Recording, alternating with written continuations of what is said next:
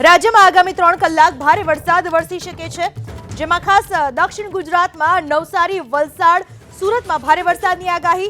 આ બાજુ સૌરાષ્ટ્રમાં અમરેલી, ગીર સોમનાથ, ભાવનગર, પોરબંદર, જૂનાગઢ, દ્વારકા, રાજકોટ, જામનગર, મોરબી આ તમામ જગ્યાએ વરસાદ વરસી શકે છે। કચ્છ જિલ્લામાં પણ 3 કલાકમાં ભારે વરસાદની આગાહી।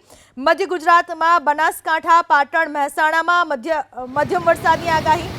સાબરકાંઠા, ગાંધીનગર, અરવલ્લીમાં પણ મધ્યમ વરસાદ વરસી શકે છે, તો ખેડા, અમદાવાદ, આણંદ, પંચમહાલ, દાહોદ અને મહીસાગરમાં મધ્યમ વરસાદ વરસી શકે છે। સતત 2 દિવસથી સમગ્ર ગુજરાતને ઘમરોળી રહ્યા છે મેઘરાજા, ત્યારે આજે કેટલાક ભાગોમાં ભારે વરસાદની આગાહી કરવામાં આવી છે। ખાસ કરીને દક્ષિણ ગુજરાત અને સૌરાષ્ટ્રમાં ભારે વરસાદની આગાહી કરવામાં આવી છે, તો ઉત્તર ગુજરાત અને મધ્ય ગુજરાતમાં મધ્યમ વરસાદની આગાહી કરવામાં આવી છે।